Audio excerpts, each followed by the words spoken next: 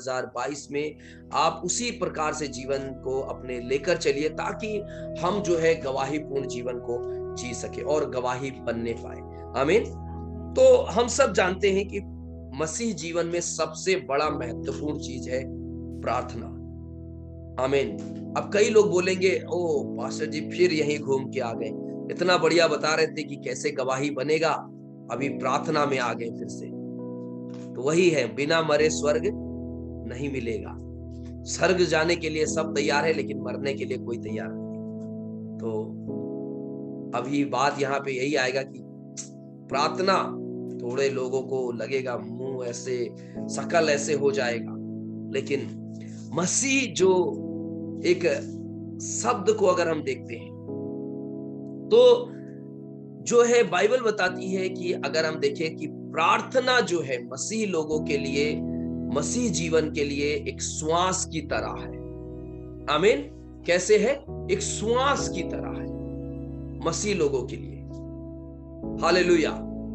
और बाइबल के अंदर आप बहुत सारे ऐसे लोगों को देखोगे जो उनका जीवन ही, जीने का मकसद ही प्रार्थना था। जीने का मकसद ही क्या था? प्रार्थना था। आमीन। बाइबल में पढ़ते हो बड़ा अच्छा लगता है। दानियल क्या हो गया? शेरों के मान से बच गया। वाह, कितना मजा आ गया। ओ सदरक मेसक अबेदनगो को आग के भट्टे में डाल दिया गया और वो कुछ भी नहीं हुआ, जले नहीं। कितना अच्छा लगता है। अरे मजा आ गया, ये पढ़ के तो आज तो दिल खुश हो गया। हालेलुया। बाइबल में पढ़ते हैं कि यूसुफ इतना मुश्किल सह के भी, इतना कठिनाई से भी वो क्या हो गया? प्रधानमंत्री बन गया मिस्र में। बाइबल में हो सकता है, क्योंकि सब कुछ हो सकता है, कुछ भी कार्य कठिन नहीं है। बाइबल बताती है। आज आप और सब निराश हैं, जिंदगी ओ कितना कठिन लग रहा है। काश इस जिंदगी में कुछ मजा आ जाता, काश इस जिंदगी में कुछ अच्छा चीज मिल जाता। कभी चाय पीते हैं, कहते हैं कभी काश चाय के साथ कुछ और होता, काश। ऐसे ही जिंदगी में हम लोग कई बार सोचते हैं, काश ये जिंदगी में कुछ अच्छा हंसी आनंद होता तो कितना अच्छा होता। काश इस जिंदगी के अंदर सारे मेरे सपने सच हो जाते तो कितना अच्छा रहता। ये हो सकता है, चाय के साथ आपको कुछ मिल भी सकता है और आपकी जिंदगी में जो है आनंद भी आ सकता है। हालेलुया। तो ये कैसे संभव है? प्रार्थना। प्रार्थना एक बहुत बड़ा जो है विषय है बाइबल के अंदर, जो कि हम सब देखते हैं शुरुआत से लेकर अंत तक। परमेश्वर के समीप आने वालों के लिए यही कहा जाता है, प्रार्थना। और एक मसीह जीवन जो है, प्रार्थना उसके लिए एक श्वास, एक धड़कन है, जो कि हर व्यक्ति इस बात को समझना है। बिना प्रार्थना के मसीह जीवन व्यर्थ है, व्यर्थ है, व्यर्थ है, व्यर्थ है। बिना प्रार्थना के आप बड़े ही आशा के साथ जीवन जी रहे हैं, लेकिन हम जब बाइबल के अंदर देखते हैं, पौलुस जो है इस बात को कहते हैं, कलीसिया के लिए लिखते हैं। मैं आज आप सबको ये बताना चाहता हूं, आपके परिवार के लिए, आपके लिए, आप कितना भी भयानक आपकी जिंदगी में स्थिति हो, कितना भी बुरा स्थिति हो, जब एक व्यक्ति शेर के मुंह से बच सकता है, जब 3 व्यक्ति जो है आग के अंदर बिना जले बाहर आ सकते हैं, मेरे प्रियो, आप इस बात को अपने जीवन में गांठ बांध लीजिए कि आपके जीवन में क्या कुछ नहीं हो सकता है। आमीन। सुनने वाले बोले हालेलुया। पौलुस कहता है रोमियो 12 के 12 में, पौलुस निकाल लीजिए, आप लोग पढ़ सकते हैं या लिख के रख सकते हैं। पौलुस कहता है रोमियो 12 के 12 में, आशा में आनंदित रहो।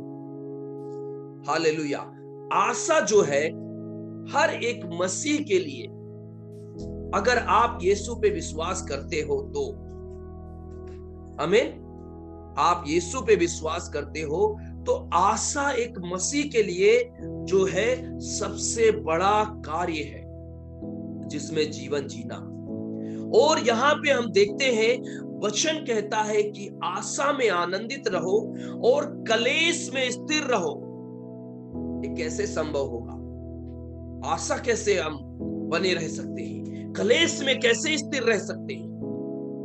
आज दुनिया के अंदर आप देखोगे जितना चेहरे चमक रहे हैं, जितना आप जाओगे शहरों पे चमक है, आप उनके अंदरूनी भाग में देखोगे ना, उतना ही ज्यादा सड़ाहट है, उतना ही ज्यादा दुख उनकी जिंदगी में है, उतना ही ज्यादा उनकी जिंदगी में परेशानी है।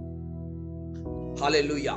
केवल ऊपर से उनका चमक है, लेकिन बाइबल बताती है आज इस संसार में कलेश बढ़ रहा है, संकट बढ़ रहा है। आज इस संसार में लोगों का जीवन जो है बहुत कठिन होते जा रहा है, लेकिन पौलुस इस बात को यहां पे बड़े ही सुंदर रीति से कहता है कि आशा में क्या रहो, आनंदित रहो। हमारे जीवन में एक प्रकार से अगर हम आनंद को ढूंढ लेते हैं तो मेरे प्रियो, जब आपके जीवन में एक आनंद उत्पन्न होता है, आशा उत्पन्न होता है, हालेलुया, और परमेश्वर का वचन कहता है फिर उसके बाद हमें जो कलेश है उसमें हम स्थिर रह सकते हैं। इसीलिए रोमियो 12:12 में लिखा है कलेश में क्या रहो, स्थिर रहो। और ये कैसे संभव है? हालेलुया, ये कैसे संभव है? और सुंदर बात पौलुस ने यहाँ पे कही है, प्रार्थना में नित्य लगे रहो। फिर मैं आपको ये बताना चाहता हूं, आप कहोगे ये तो अच्छी बात नहीं बताई आपने। हालेलुया। प्रार्थना के विषय में तो शुरुआत में आपने नहीं कहा था, शुरुआत में तो कहा था कि प्रार्थना ही, ये बहुत सुंदर पंक्ति यहाँ पे जो वचन है, नित्य प्रार्थना में लगे रहो। हालेलुया। कंटिन्यू क्या करना है? हमें प्रार्थना में लगे रहना है। हालेलुया। अगर आपके अंदर आशा समाप्त हो गया तो कई लोग, आपको पता है, सुसाइड कर लेते हैं। क्यों? क्योंकि उनको प्रार्थना करने के लिए बहुत जोर लगता है। वो कहते हैं कि कितना क्या प्रार्थना करें, कठिन लगता है।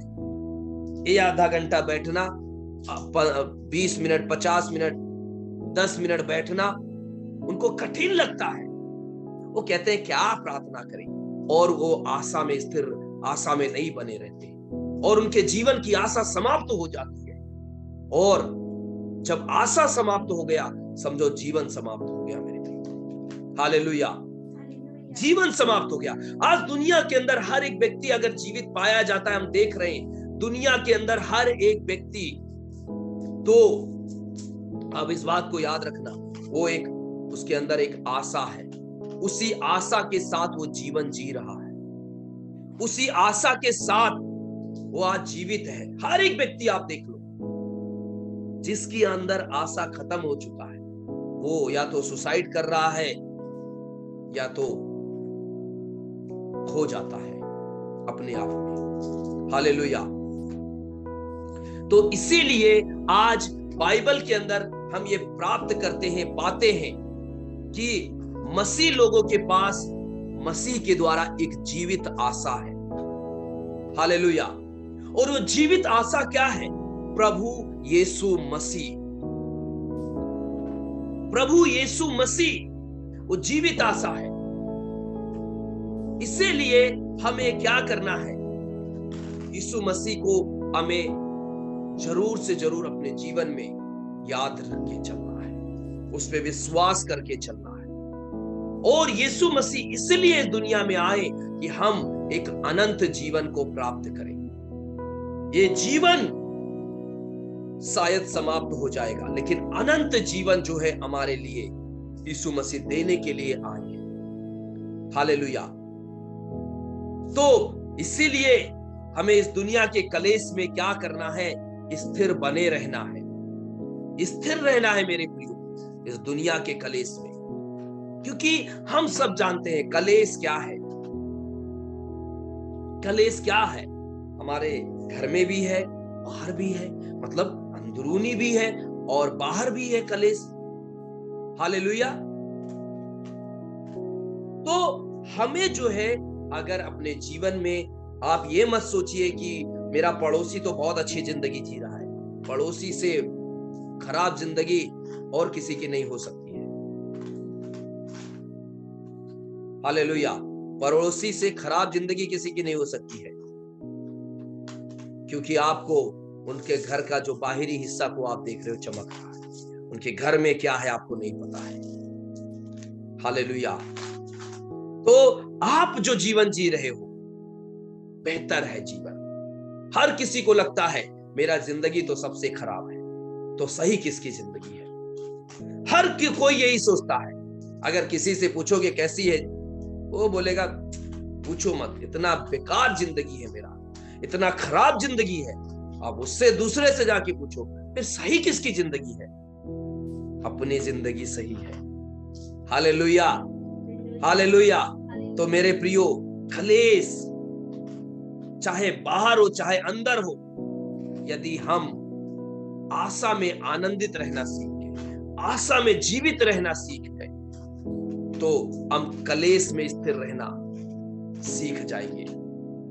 और उस कलेश में स्थिर रहने के लिए, आशा में आनंदित रहने के लिए हमारे लिए जो है एक बहुत बड़ा रहस्य है, जो उसके ऊपर हम जय पा सकते हैं। हालेलुया। एक बहुत बड़ा रहस्य है हमारे लिए, जिसके ऊपर हम लोग जय पा सकते हैं। वो रहस्य क्या हो सकता है? आमीन। वो रहस्य क्या हो सकता है, मैं आपको बताना चाहता हूं। फिर नित्य प्रार्थना में लगे रहो। हालेलुया। नित्य प्रार्थना में लगे रहो, प्रार्थना करते रहना ना छोड़ो। शैतान एक दिन अपने आप धड़ाम से गिर जाएगा। हालेलुया। कई बार जब मैं नेपाल गया, या जब मैं ऐसे पहाड़ की ऐसे जगहों पे गया जहां पे झरना ऊपर से गिरता है, मैं जब नीचे था, मैंने देखा वहां के जो पत्थर होते हैं, जो झरना जहां से नीचे गिरता है पानी ऊपर से, वहां पे नीचे का पत्थर, वो पत्थर मतलब बड़े बड़े पत्थर एकदम फ्लैट हो गए वो पानी के चोट से। एक ना एक दिन आप सोच लीजिए पत्थर भी कैसे पिघल गया। तो आप प्रार्थना जिस दिन करना बंद कर दिया, आपका आशा खत्म हो गया। अगर आपको जय पाना है इन चीजों में, कलेश में और इनमें, आशा में, तो आपको क्या करना है? आपको नित्य निरंतर प्रार्थना करते रहना है। आमीन, हालेलुया। तो प्रार्थना के विषय में अगर बात करते हैं मेरे प्रियो, तो बाइबल हमें बहुत ही अच्छे से इस बारे में बताती है यीशु मसीह के द्वारा। हालेलुया। जैसा कि अगर आप कुलुसियों 4:2 में पढ़ेंगे, तो उसमें भी लिखा है प्रार्थना में लगे रहो, प्रार्थना में लगे रहो। ये क्यों है यहाँ पे? क्यों है यहाँ पे? आज हम और आप इस बात को बहुत ही हल्के में लेते हैं। प्रार्थना करते रहो, प्रार्थना करते रहो, मत रुको, मत रुको। क्योंकि हम कभी कभी कहते हैं ना कि मेरा जीवन चला जाए, मैं यीशु पे विश्वास करूंगा। तो थोड़ा सा दुख आने में तो कितना विश्वास टूट जाता है। जीवन के ऊपर अगर बात आएगी तो क्या होगा? आप तो यीशु मसीह को नाम लेना भूल जाएंगे। हाँ? हालेलुया। अगर जीवन के ऊपर बात आएगी तो आप क्या करेंगे? यीशु मसीह का नाम लेना भूल जाएंगे। अभी तो कलेश थोड़ा है, संकट है, थोड़ा परेशानी है, उसमें हम क्या कहते हैं? उसमें हम ये कहते हैं, अरे कुछ नहीं हो रहा, कुछ नहीं हो रहा, कुछ नहीं हो रहा, कुछ नहीं हो रहा। आप ये बोलते रहेंगे कुछ नहीं हो रहा, कुछ नहीं हो रहा, आपके मुंह के द्वारा, शब्द के द्वारा वो आ जाता है, कुछ नहीं हो रहा, कुछ नहीं हो रहा, कुछ नहीं हो रहा, वही हो जाएगा। आपके कलेश में भी आशा रखिए, होगा, होगा, हो रहा है, हो रहा है। मेरा घर बन रहा है, मेरा परिवार बन रहा है, मेरा परिवार में हो रहा है। परमेश्वर आपके विश्वास को देखकर, आपकी प्रार्थनाओं को सुनकर वो परमेश्वर जो निनवे देश को कहा नाश कर दूंगा, उसने अपने मन को बदल लिया, क्योंकि वो लोग प्रार्थना करने लगे, मन फिरा लिया, लग गए प्रार्थना में। हालेलुया, लग गए प्रार्थना में। क्या ये कठिन है प्रार्थना करना? प्रार्थना करना बहुत कठिन है। हालेलुया। गवाही कैसे बनती है? दानियल के लिए गवाही कैसे बनी? जब दानियल के सामने चुनौती आया, वो रोया नहीं। मैं तो 3 टाइम प्रार्थना कर रहा था, तो परमेश्वर आप जानते हैं अब मैं प्रार्थना नहीं कर सकता। परमेश्वर मुझे तो बोला है अगर प्रार्थना करेंगे तो शेर खा लेगा, माफ करना। हाथ जोड़ के दानियल नहीं गया। हम होते तो कहते ओ प्रभु, ओ राजा, मोदी सरकार ने बोला है कि बंद कर दो, हम छोड़ देते। हालेलुया। अगर दानियल ने प्रार्थना करना बंद कर दिया होता तो क्या होता फिर? उसको उसके विषय में बहुत बड़ा षड्यंत्र था। हालेलुया।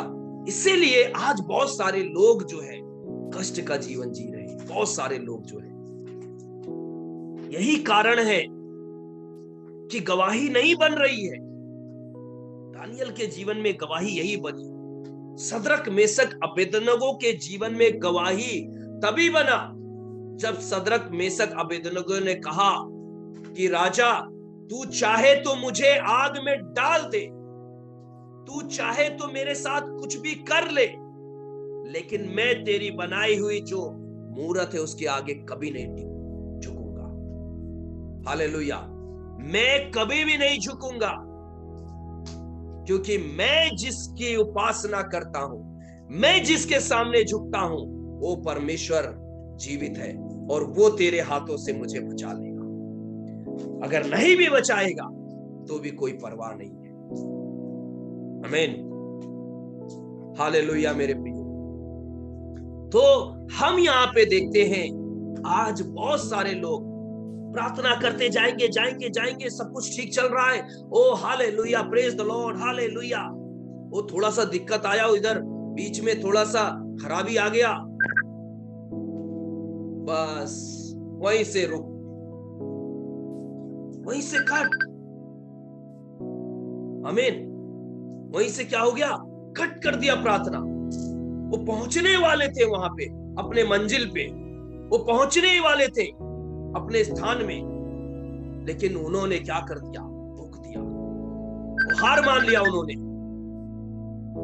हालेलुया, हार मान लिया उन्होंने।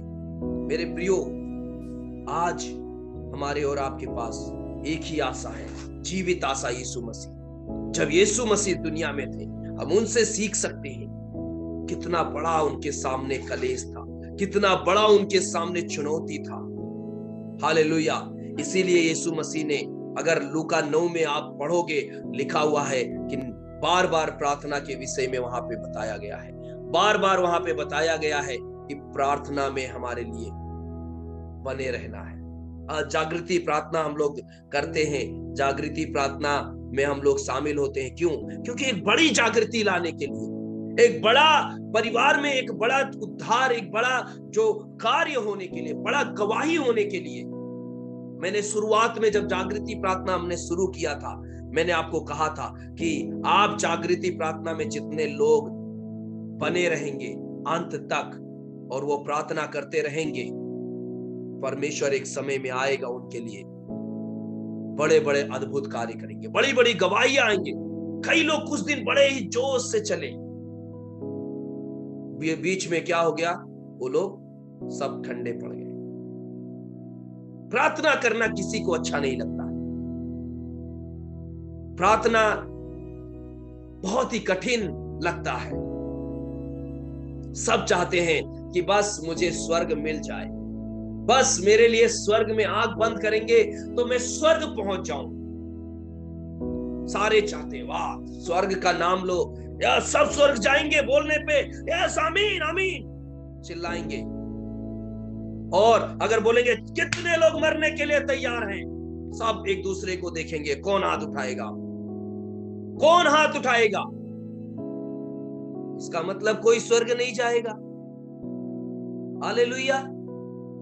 इसका मतलब कोई स्वर्ग नहीं जाएगा, क्योंकि बिना मरे स्वर्ग नहीं मिलेगा। आमीन। हालेलुया। तो बिना प्रार्थना के कैसे गवाही आएगा आपके लिए? कई लोग कहते हैं मैंने तो पास्टर जी से बोल रखा है निरंतर प्रार्थना लगे रहिए। पास्टर जी को आशीष मिलेगा। पास्टर जी निरंतर प्रार्थना में लगे रहेंगे, उनको आशीष मिलेगा। मेरे प्रियो, आप चाहते हैं आपके जीवन में गवाही हो, तो आपके लिए ये बहुत बड़ा रहस्य है, प्रार्थना करना। आमीन। क्योंकि हम यीशु मसीह के जीवन के द्वारा हम देखते हैं मेरे प्रियो, यीशु मसीह ने किस प्रकार से रात दिन प्रार्थना किया, किस प्रकार से। वो सिखाने के लिए आया है आपको कि आप कैसे अपने जीवन में अपने कष्ट को, क्योंकि शुरुआत में कल हमने देखा था मनुष्य क्या दुख के साथ रोटी खाएगा लिखा है, लेकिन जब आप यीशु के पास आएंगे तो आपका सुख आनंद में बदल जाएगा, आपका दुख आनंद में बदल जाएगा। कोई कठिनाई आपके सामने टिक नहीं पाएगा। लेकिन मेरे प्रियो, आपको उसके लिए मुकाबला करना पड़ेगा, आपको उसके लिए युद्ध करना पड़ेगा, आपको उसके लिए, उस प्रत्येक व्यक्ति के लिए व्यक्तिगत जीवन में होना चाहिए। आपकी पत्नी है तो पत्नी के लिए, पति है तो पति के लिए, बच्चे हैं तो बच्चे के लिए। ऐसा नहीं है मम्मी है, मेरे पापा हैं या मेरे पति हैं, पत्नी है, वो कर लेंगे, मैं तो बस थोड़ा आराम करूंगा। आज बहुत सारे हम लोग गवाहियों को देखते हैं, बहुत सारे प्रार्थना योद्धा जो हैं, हम बाइबल के अंदर भी देखते हैं, एस्तर के बारे में देखते हैं, रूत के बारे में देखते हैं, हालेलुया, हन्ना के बारे में देखते हैं। लेकिन आज हमारे लिए लड्डू हाथ में मिल जाए, कोई बना के दे दे, स्वाद लेते रहे। प्रार्थना तो मुश्किल है। प्रार्थना ही जय को लेकर आती है मेरे, हालेलुया। प्रार्थना ही जय को लेकर आती है। इसीलिए जब आपके जीवन में प्रार्थना का जीवन है, वचन में लिखा है, हालेलुया, जब लोग प्रार्थना करते थे जो है वो स्थान हिल जाता था। जब लोग प्रार्थना करते थे स्वर्ग खुल जाता था। जब लोग प्रार्थना करते थे, हालेलुया, ऊपर से शब्द आता था। आमीन। और बाइबल के अंदर लिखा है प्रार्थना करते करते यीशु का रूप बदल गया, हालेलुया। और चेलों ने भी यीशु मसीह से कहा, यीशु मसीह से, क्योंकि उनको पता था, यीशु को देख लिया कि भाई ये तो बहुत प्रार्थना कर रहा है कुछ, तभी ये रात भर प्रार्थना करता, फिर सुबह जाके प्रचार करता, दुष्ट आत्माएं निकलती हैं।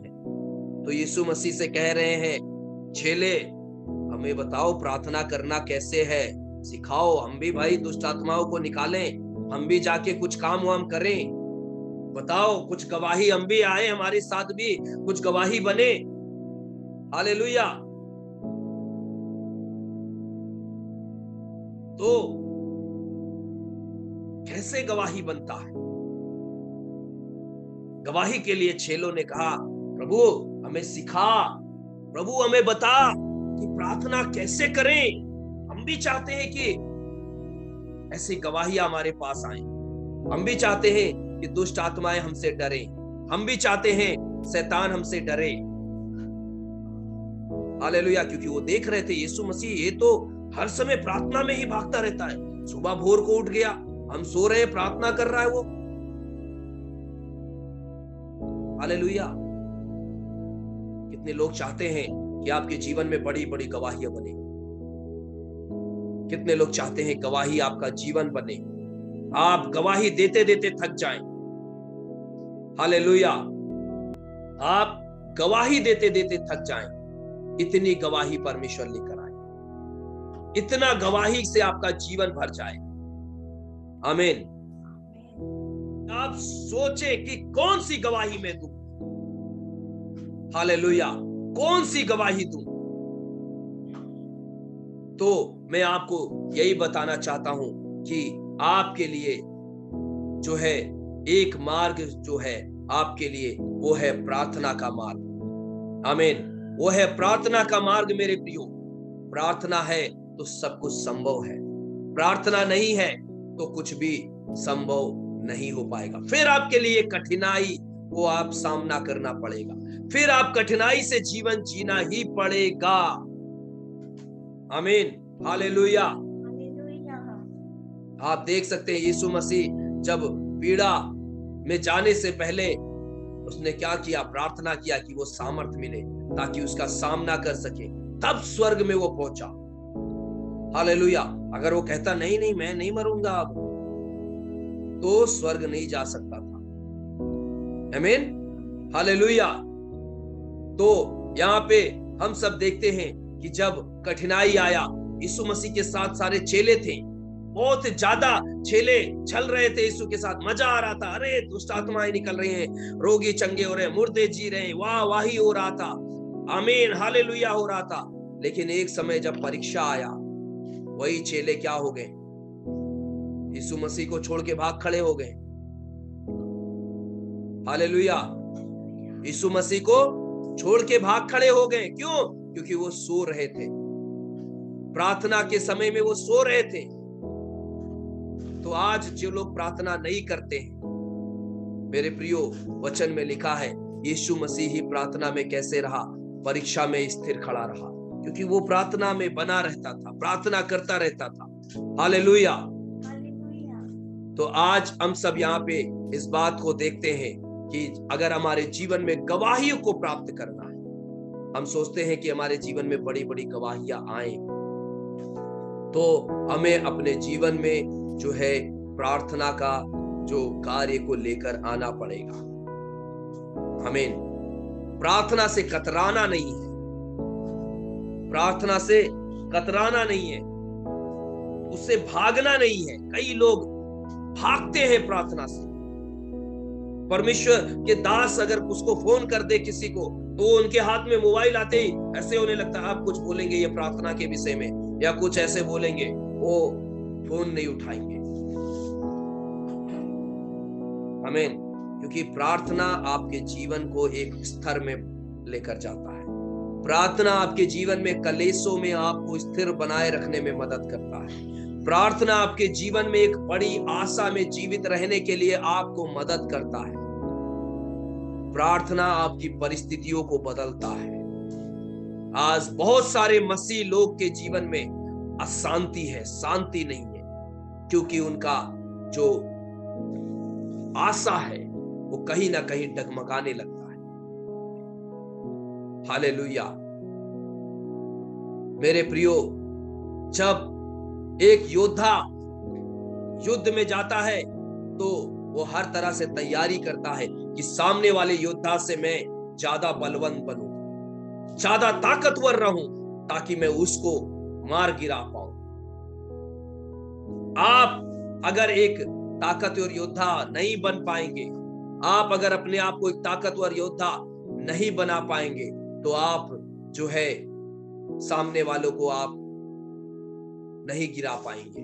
इसीलिए यीशु मसीह ने जो कहा है प्रार्थना के विषय में बाइबल के अंदर आप, और वही जो है पैटर्न पौलुस बात करता है, उसी पैटर्न में पौलुस बात करता है कि किस प्रकार से प्रार्थना में लगे रहना है, नित्य लगे रहना है, लगातार करते रहना है, तब जय को पाओगे, तब जय आपके सामने खड़ा होगा, तब आपके सामने गवाही आएंगी, बड़ी बड़ी गवाही आएंगी। आप कहेंगे कि अरे कौन सी गवाही दूं, इतनी गवाही आएंगी। लेकिन अगर आप प्रार्थना से भागेंगे, आप प्रार्थना से मन चुराएंगे, अपने अपने अपने मन को चुराएंगे, तो मेरे प्रियो मैं आपको बताना चाहता हूं, जैसे ये चेले परीक्षा के घड़ी में भाग गए, तितर बितर हो गए, वैसे ही तितर बितर हो जाएंगे। क्योंकि परीक्षा इस संसार में, या जो कलेश इस संसार में, बढ़ता ही जा रहा है, क्योंकि वचन में लिखा है अंत के समय में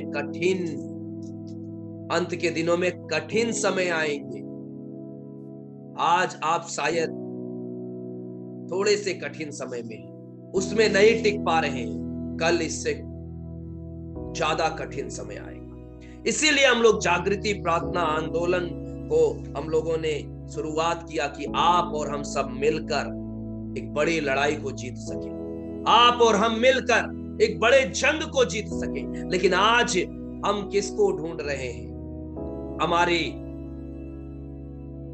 हम किस पे विश्वास कर रहे हैं? यीशु मसीह को छोड़कर लोगों को ढूंढ रहे हैं, लोगों पे विश्वास कर रहे हैं। मेरे मदद करने वाला कोई हो, मेरे लिए प्रार्थना करने वाला कोई हो। हालेलुया। हम तलाश में हैं, यीशु की तलाश में नहीं है। हम लोगों से जाकर आधा घंटा बोल सकते हैं, उससे विनती कर सकते हैं, प्लीज मेरे लिए प्रार्थना करो, ऐसे समस्या, ये समस्या, वो समस्या। आधा घंटा बैठ के बात करेंगे, लेकिन वही आधा घंटा अगर यीशु के सामने बैठकर बात करो, यूं कार्य हो जाएगा। वो व्यक्ति बोलेगा हाँ हाँ ठीक है प्रार्थना करेंगे, लेकिन यीशु सुनेगा और वो सीधे ऊपर भेजेगा, डायरेक्ट वहां से आपके लिए उत्तर आएगा, बड़ी गवाही आएगा। आप आकर गवाही देंगे, अरे मेरे जीवन में तो प्रभु ने ऐसे कार्य कर दिया। वहां मत रुकिए, गवाही आया मत रुकिए, तैयार हो जाइए अगली चुनौती के लिए, क्योंकि इंसानी मानव जीवन चुनौती से भरा है। हर कदम में आपको चुनौती मिलेंगे। पैदा होने से मरने तक चुनौती ही है। पैदा होना भी बहुत बड़ी चुनौती है, मरना भी बहुत बड़ी चुनौती है, चुनौती भरा है। इसीलिए मेरे प्रियो, आज मैं आपको ये बात बता के समाप्त कर रहा हूं कि अगर आप जीवन में जय पाना चाहते हैं, आप जीवन में चाहते हैं कि आप जय पाएं, तो मैं आपको बताना चाहता हूं कि आप निरंतर और निरंतर ज्यादा और ज्यादा प्रार्थना कीजिए। मुश्किल को बैक मुड़ के मत देखिए। हालेलुया। यीशु को आप आगे देखते जाइए, आपका नजर यीशु के ऊपर हो, उसमें प्रभु आपको बहुत आशीष करेंगे। आमीन।